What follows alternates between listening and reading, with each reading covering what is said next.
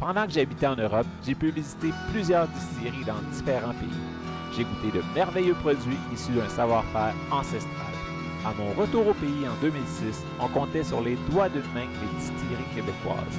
Heureusement, les lois ont changé et maintenant des dizaines de passionnés peuvent nous concocter des alcools du terroir.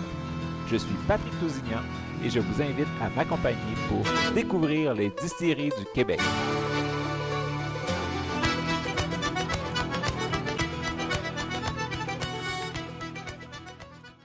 Bonjour tout le monde, ici Patrick Tousignan pour découvrir les distilleries du Québec.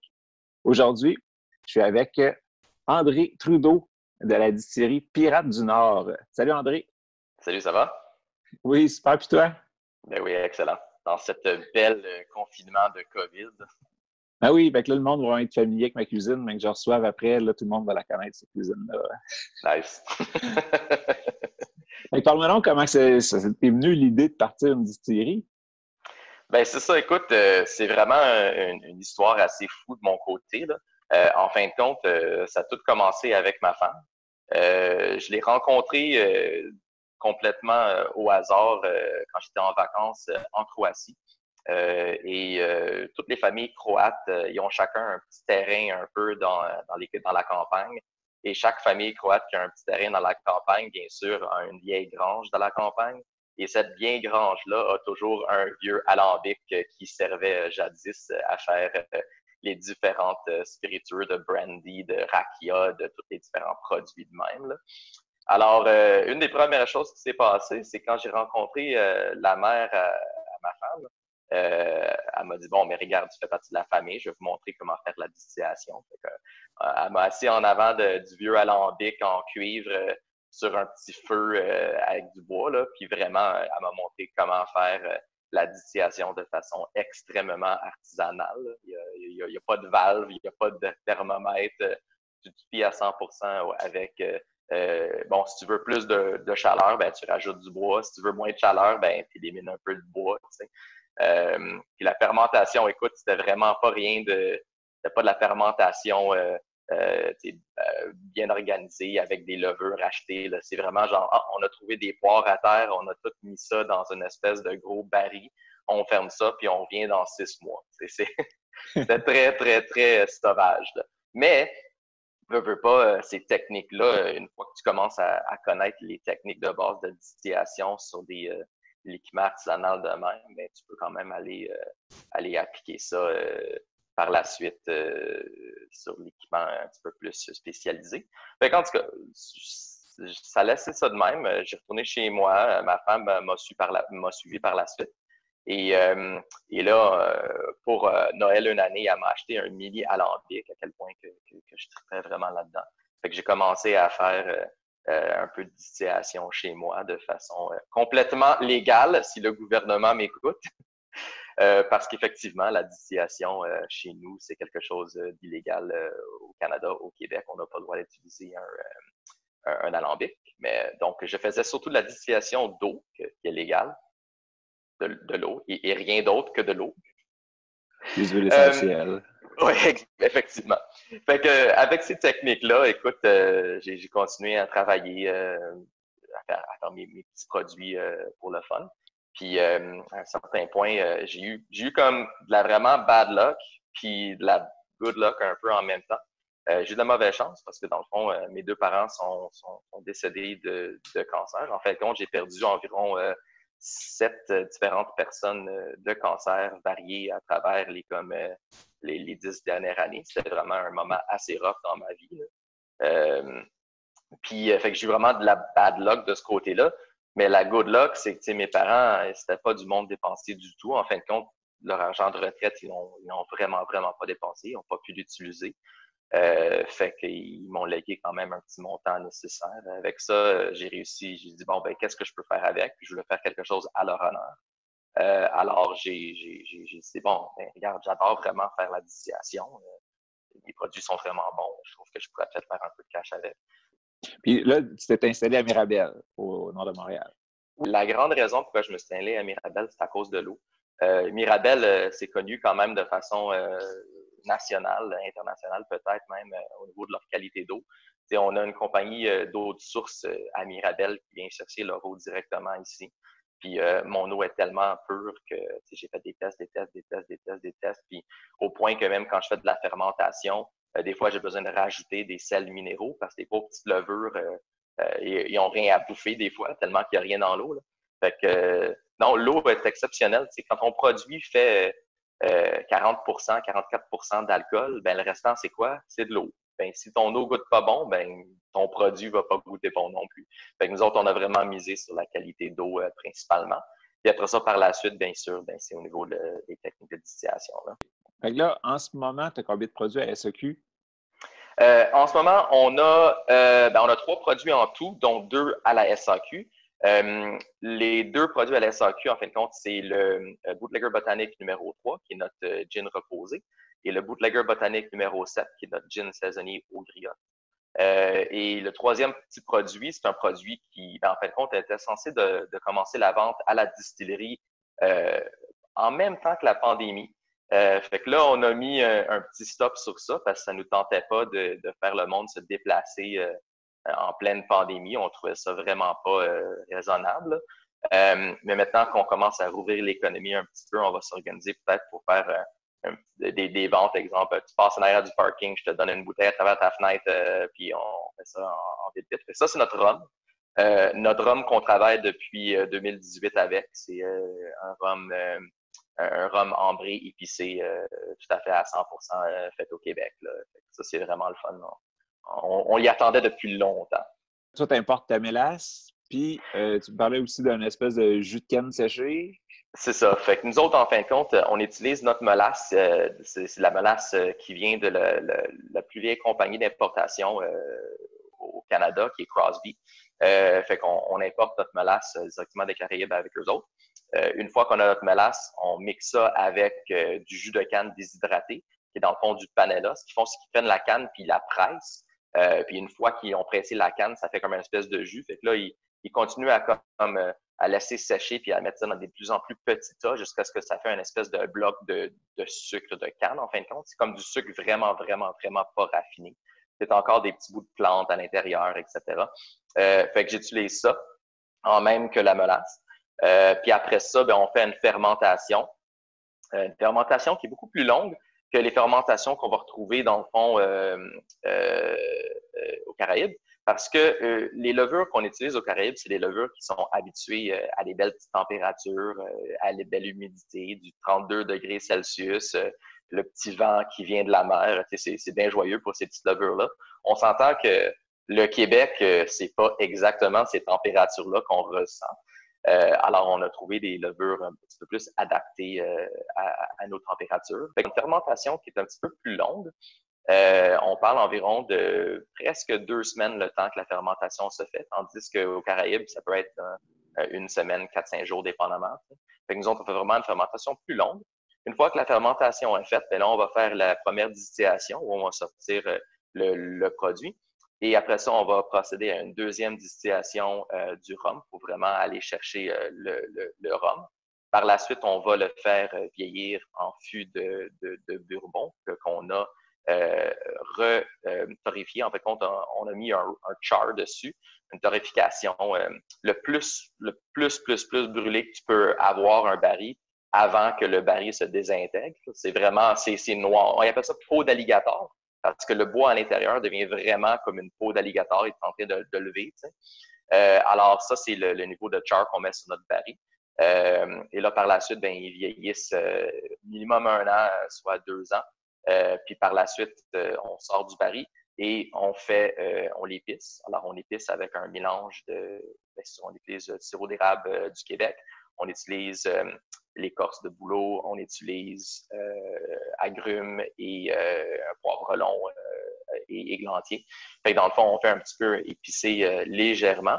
Et là, par la suite, une fois que c'est fait, on fait l'filtration et l'embouteillage. Fait que c'est vraiment un long processus, mais on est vraiment fiers du produit final. C'est vraiment quelque chose qu'on traite vraiment beaucoup dessus. Là. Ça donne vraiment le goût d'y goûter, en tout cas. Honnêtement, là, il est vraiment bon. je sais que c'est ça que je suis assez biaisé sur mes produits. Là. C'est moi qui les ai faits. Mais je veux dire, écoute, je goûte et je goûte et je goûte et je goûte à du rhum depuis que je suis, ben, je vais pas dire que je suis kid, mais depuis que j'ai 18 ans. Fait que non, j'ai toujours trippé rhum. C'est pour ça que le nom de la compagnie, c'est Distillerie Pirates du Nord. En fin de compte, on voulait vraiment faire du rhum. Et par la suite, on a décidé de faire du gin, simplement parce que, en raison économique, écoute, un rhum, tu vas pas l'avoir pendant les 1 à 2 premières années. Fait qu'il faut que tu fasses quelque chose d'autre en attendant.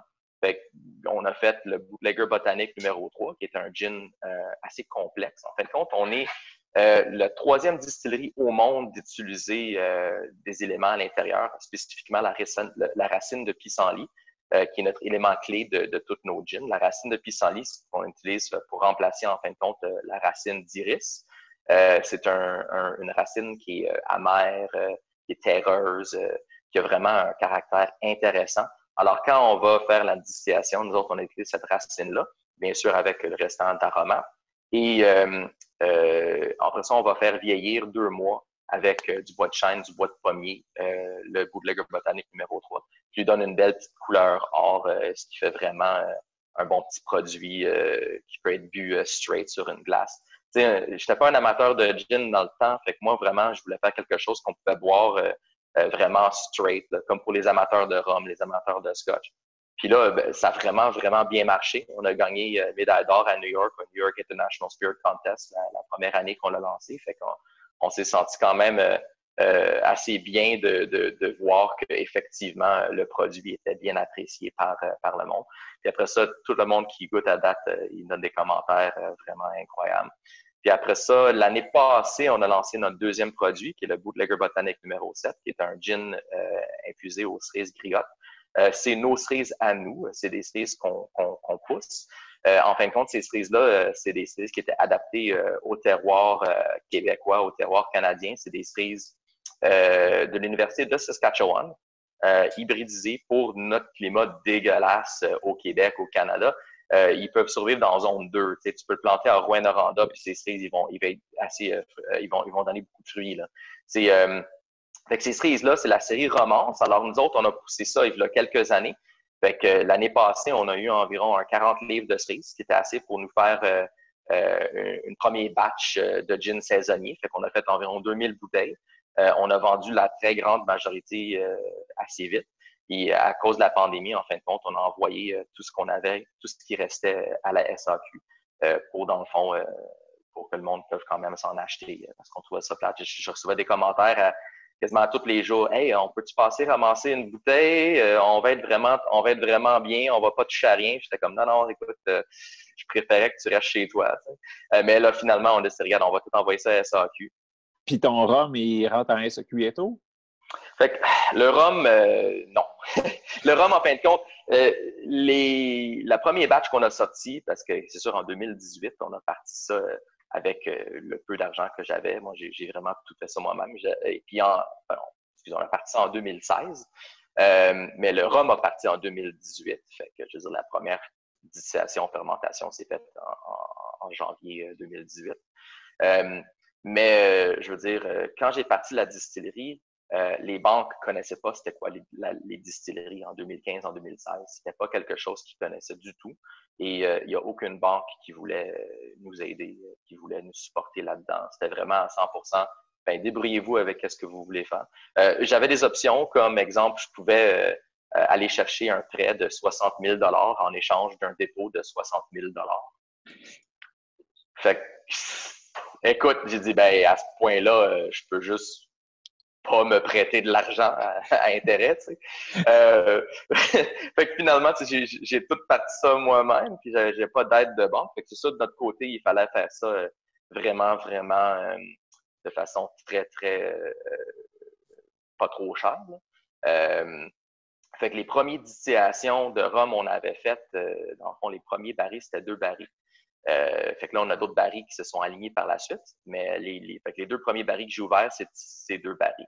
Fait que en total, ça m'a fait environ plus ou moins 500 bouteilles. Fait que là, pour le rhum, j'ai 500 bouteilles pour la première batch. Puis dans quelques mois, c'est sûr, on va avoir un autre batch, un autre batch, un autre batch. Puis la façon que je vais fonctionner, c'est que dans le fond, je vais vendre le rhum à partir de la distillerie. le temps qu'on fasse un assez grand réserve de rhum. Puis une fois qu'on a un réserve, on va faire notre premier shipment à la SAQ. C'est pas mal le but. Puis ça, c'est une affaire que je savais pas avant de commencer justement les entrevues en confinement, c'est que la plupart des distilleries ont tout au moins un ou deux produits comme ça qu'ils l'ont en petit volume puis qu'ils vont le vendre quasiment juste chez eux. Mais tu n'as pas le choix quand même de faire passer dans le laboratoire de SAQ, avoir un numéro SAQ, fait qu'un prix SAQ, et après ça, tu peux le revendre chez toi, c'est ça? Oui, et c'est un peu plate d'une certaine façon. Puis, regarde, c'est sûr que je vais vous parler un peu du côté politique de tout ça.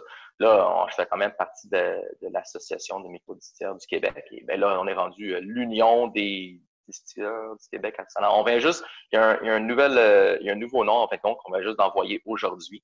Parce il y avait deux associations. Une association qui était vraiment plus artisanale, puis l'autre qui utilisait ceux avec le permis industriel de la Régie d'éco-séjour. Et ces deux associations, finalement, ils viennent juste de se mettre ensemble à partir d'aujourd'hui officiellement. Alors, en groupe, regarde, on négocie bien sûr avec la SAQ depuis longtemps pour essayer de faire baisser un peu la majoration en boutique. Puis je trouve qu'à un certain point, si on veut aider et soutenir les producteurs, cette majoration-là, il va falloir qu'elle droppe vraiment, vraiment beaucoup, là, même à se faire éliminer quasiment. Là. Alors, ça, c'est un peu mon point de vue sur ça. Mais c'est la raison aussi pourquoi le monde, des fois, on regarde des produits en boutique pour vendre, parce qu'à un certain point, si on a quelque chose qui va amener le monde dans notre distillerie, ben on a quand même un 20% plus de revenus qui nous vient quand on vend les produits ici. C'est sûr qu'on perd dans le volume, mais on gagne, on peut parler aux clients, on peut expliquer les produits, on peut leur faire goûter, on peut leur montrer vraiment la meilleure méthode de goûter aux produits, on peut leur expliquer l'équipement qu'on utilise, on peut faire un peu tout. Puis ça, je veux dire, les clients triplent, là, je veux dire, pendant des années de temps, on s'est fait dire que le terroir québécois, c'était rien, on faisait rien. On regardait toujours à l'Europe pour dire, les Français, les vins de la France, les fromages ici. Dans les dernières années, on réalise, écoute, nos fromages, c'est incroyable. On peut plancher n'importe qui au monde avec nos fromages. Même chose, on commence à réaliser que nos vins sont bons, que nos bières sont incroyables. Même chose, nos viandes, nos légumes, tout ça. Là. On a un terroir à pu finir ici au Québec. Puis je trouve que notre connaissance, c'est ça. Écoute, bon, c'est pas nous autres qui avons poussé la canne de sucre là, pour faire le rhum, mais en même temps, écoute, ça a quand même été fait ici avec les connaissances ici. Puis, mes cerises griottes, écoute, ça pousse ici. C'est un goût unique d'ici. Le whisky qu'on fait, ben ça, lui, il va être pas prêt pendant encore un autre an et demi. Le whisky, c'est des grains du Québec, des grains du Canada qu'on utilise. Puis, veut pas, ça fait quelque chose d'unique d'avoir des produits ici du Québec. Fait que, non, regarde, il faut qu'on soit fiers des choses qu'on fait. Mais en même temps, il faut qu'on soutienne les compagnies pour qu'ils peuvent avoir assez d'argent pour continuer à bâtir puis à vraiment faire des systèmes de vieillissement où est-ce qu'on peut, les premiers whiskies qui vont sortir dans quelques mois, un an, écoute, c'est tous des whiskies qui ont vieilli 3 ans maximum. Là. On est loin de les 20 ans d'Écosse et les 15 ans, des bourbons vieillis de 10 ans des États-Unis. On n'a pas ça ici. On va pas avoir ça pendant des années de temps. Fait que si on veut qu'on se rende à ces produits-là, il faut vraiment aider et soutenir les compagnies pour qu'on puisse y aller autant de façon économique que de façon sociale. C'est important que le monde qui va goûter un whisky de 3 ans, donc pas de mention d'âge, parce que c'est un whisky tout court, mais un whisky tout court, ouais. Qui voit la différence, qui ne s'attendent pas à goûter un 12 ans, un 15 ans. C'est un petit whisky jeune. C'est plus abordable, oui, parce que côté producteur, il n'a pas passé 15 ans chez vous, mais en même temps, les goûts ne sont pas aussi développés, c'est pas aussi fin comme. C'est normal que le client, il faut qu'il s'attende à goûter autre chose qu'un 12 ans. Oui, mais en même temps, je veux dire, au niveau coût, c'est ça qui est difficile parce qu'au niveau de faire compétition, regarde, il y a des gins qui se vendent à 65$ parce qu'ils ont fait du grain à bouteille. Il y a les whisky, on s'entend pas que ça va être pas 30$. Là. Il va falloir qu'on mette un certain prix dedans. parce que la majoration est tellement haute, parce que la quantité qu'on redonne au gouvernement est tellement haute. Moi, écoute, si je pouvais si je pouvais vendre une bouteille 40$, puis je sais que j'avais 20$ de ce profit-là qui me revenait, pas de problème, je la vendrais 40$. C'est pas de problème. Mais de ce côté-là, le prix va vraiment être différent de ce qu'on voit en Écosse. Ils sont beaucoup plus grands que nous autres. Mais le goût, oui, on peut pas s'attendre à la même chose. Ça va être au niveau du goût, ben le côté brut de l'alcool va être encore présent, parce qu'après 3 ans, il est smooth, mais il est pas aussi smooth qu'un 10-15 ans. On va le sentir un petit peu plus au nez. Et il y a certains types de goût et de saveurs qu'on va pas encore développer, surtout le côté plus caramélisé à cause du bois, des tanins dans le bois. Mais en même temps, il y a des avantages à des whisky jeunes parce qu'il y a des goûts qu'on peut juste découvrir dans un whisky jeune, des goûts qui, eux autres, vont disparaître après quelques années dans le baril. Alors, il y a des avantages aussi dans un whisky jeune de qualité. Comme le nôtre, en fin de compte, on utilise du maltage fumé. Et ça fait vraiment une belle petite différence que, je veux dire, à la longue, ça va s'éclipser d'une certaine façon, le côté vraiment bois de pommier, mais en même temps, il y a d'autres types de saveurs qui vont rentrer dedans. Puis la réalité, c'est qu'il n'y a personne au Québec qui fait du whisky présentement qui a aucune idée de qu'est-ce que ça va avoir l'air dans 10 ans, leur whisky. On a tous mis ça dans nos barils, puis on fait genre comme who knows? Fait qu'une fois qu'on va l'ouvrir, ça se peut qu'on a des méchantes bonnes surprises, autant qu'on a des surprises qu'on fasse comme finalement, c'était pas si bon qu'on pense. Que le mien, j'en suis fier, là. C'est ça, parce que toi, tu goûtes quand même les étapes, tu goûtes, mettons, oui. mois ou quelque chose comme ça, juste pour voir où est-ce qu'il est rendu. Là. Ouais, le dernier, j'en ai siphonné, il y a environ 6 mois, là, pour y goûter. Puis, à un certain point, tu sais, le changement initial, il est vraiment vite.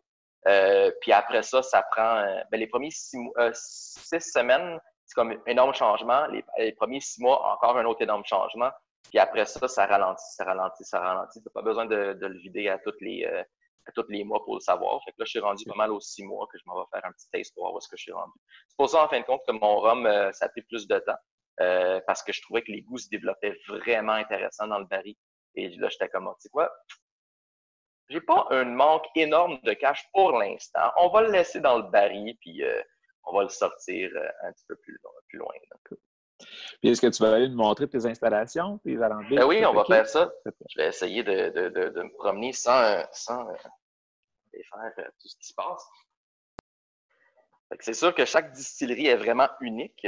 La nôtre en particulière, comme je dis, on utilise une belle alambic, qui est cet alambic ici. Je ne sais pas si on peut le voir. Oui. Voir très bien. Je sais qu'on peut flipper la caméra, mais de mon côté, je préfère le voir de ce côté-là. Fait que non, écoute, ça c'est notre alambic. C'est un 350 gallons. On utilise ça avec une belle petite colonne en cuivre. Puis regarde, on fait vraiment des produits super bons avec. On est vraiment fiers de ça. En fin de compte, c'est un équipement costume qu'on a fait aux États-Unis. C'est un vieux monsieur en salopette qui vit dans les collines au Missouri qui fait ses alambics vraiment de façon assez artisanale. Le gars, c'est vraiment un maître soudeur. Là. Il fait vraiment des produits incroyables. Mais c'est un peu, ça fait peur un peu quand tu y vas. Là. Le camion qui est passé ramasser l'alambic, il arrêtait pas de nous appeler à toutes les 15 minutes. T'es comme, ben là, t'es sûr c'est vraiment ici? Là, je suis rendu sur une route de campagne. Oui, non, continue. Puis là, 15 minutes plus tard, écoute, la route de campagne n'existe plus. Je suis sur une route à terre. Non, continue. Hey, écoute, là, je suis rendu dans un parc national. Non, t'es presque là. Parce que le gars, il y a un petit terrain dans un parc national. Fait qu'il arrive là, puis là, le dude, il sort de son espèce de grange en salopette, pas de chandail, il dit « Hey, how's it going? » Fait que là, effectivement, fait que non, c'est un alambic costume qu'on a fait. En fin de compte, on l'utilise autant pour faire quand on fait dans la fermentation de nos grains, on va l'utiliser en tant que mash tun parce que on peut fermer la la colonne qui est ici. Et on peut utiliser, dans le fond, l'alambic en tant que mash tun. Fait qu'une fois qu'on a fait le mash, ben là, on s'en va le mettre dans nos fermenteurs et on fait la fermentation. Après ça, on distillation et on part le reste. Oh, ben, merci beaucoup. Hey, ça fait plaisir. Puis, c'est ça, donc pas de rhum tout de suite en SAQ. Y a-t-il Pas de d'autres rhum choses que tout tu de veux la nous SAQ. parler? Y a-t-il d'autres produits là, que tu sais qui s'en viennent et qui vont être bientôt prêts? Ben, la façon qu'on fait, en fait, quand le monde vient en dégustation chez nous, ce que je fais, c'est que je sors toujours des produits en élaboration, des produits qui sont pas finis, tu sais, pour quand même montrer un peu qu'est-ce qui arrive. Fait que c'est sûr qu'on a des amers aromatiques qu'on fait, tu sais, on a d'autres types de produits distillés. Puis, bon, on parlait de Bootlegger Botanique numéro 3, Bootlegger Botanique numéro 7. Le monde, il se demandait souvent la question, ben, pourquoi numéro 3, pourquoi numéro 7? Ben, en fin de compte, c'est parce qu'on a 13 différentes recettes de gin qu'on a faites initialement, dont juste 2 qui sont commercialisées. Fait que, une fois de temps en temps, ça se peut qu'on va faire, quelque chose de spécial pendant, disons, un mois. On va faire genre, bon, Bootlegger Botanique numéro 13, puis on va le sortir à une quantité extrêmement limitée, puis faire genre comme, OK, c'est le fun, venez écouter, etc. Fait que non, ça, c'est pas mal un peu ce qu'on fait. Comme là, on a fait quelque chose, ben, regarde, je vais en parler, parce que c'est sûr que je vais le sortir éventuellement, là. Mais le Bootlegger Botanique numéro 7, l'année passée, une chose que j'ai faite, c'est qu'on a été mettre, en fin de compte, on a été mettre une quantité de ce gin-là dans des barils pour faire vraiment vieillir parce qu'on dit why not? On va voir ce que ça va faire. Fait que après un an, on va le sortir pour voir si on peut faire un petit gin vieilli au baril vraiment artisanal au Gris-les-Riottes. Fait que ça va être assez cool, ça. Fait que ça va sortir, je te dis, mi-été, là. Oui, dépendamment de la vitesse que tu repars aussi. Là. Parce que là, tu travailles avec qui dans la distillerie? Tu parles de ta femme? Tu as des amis qui passent? Ou... J'ai ma femme, j'ai mes amis. C'est sûr que c'est pas mal le tout là-dedans. Là. Au niveau de jour le jour, c'est vraiment moi, ma femme et mes amis qui travaillent là-dedans. Là. On est une très, très petite équipe, mais on sait qu'on fait des produits incroyables. Même si on est une petite distillerie, on est quand même capable de faire quelque chose à la hauteur de n'importe quel plus grand au monde. Fait que, on est vraiment fiers de ce qu'on fait. Puis je me suis dit que si on te croise, souvent tu es en kilt. Oui. Puis aujourd'hui, tu l'es aussi. Oui, effectivement, j'essaie de voir. C'est ce qu'on a vu dans l'alambic tantôt. Tiens, regarde. On voit-tu une patte là-dedans? Là? Oui. Ça, on voyait le reflet dans l'alambic tantôt. Je disais, ben c'est vrai. Oui, non, je suis en kilt. Écoute, honnêtement, ça fait depuis, je te dirais, 2004, 2005 que j'ai pas porté de pantalon. Là. OK. Oui, non. Au point où est-ce que, en certains points, ben, j'ai une jolie grand-mère qui va avoir 101 ans cette année. Oui, personne ne va la visiter présentement à cause de la pandémie. Là. On a vraiment hâte d'aller la voir parce que c'est sûr qu'elle nous manque. Ben, on l'aime beaucoup.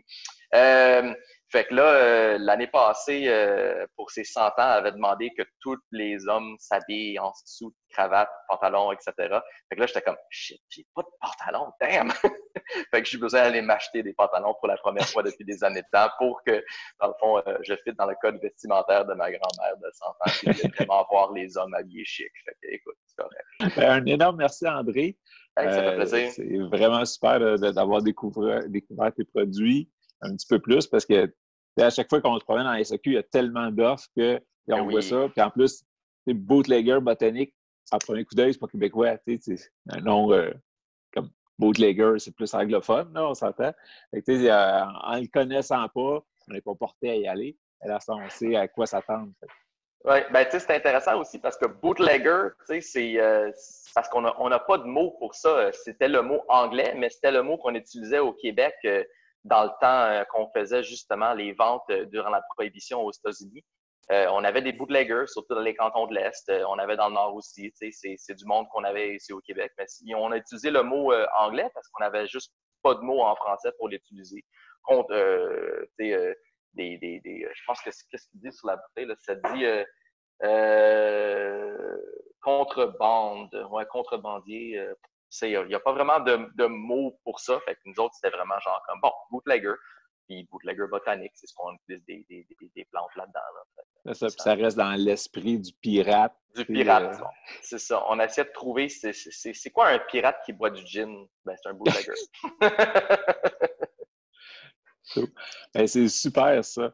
Un gros merci, puis c'est sûr que tes mains que je passe à Mirabelle, mais je vais aller te voir avec plaisir, aller goûter aux petits produits exclusifs. Là. Oui, à 100%. Cool. Ben, bye bye. Hey, salut, au revoir.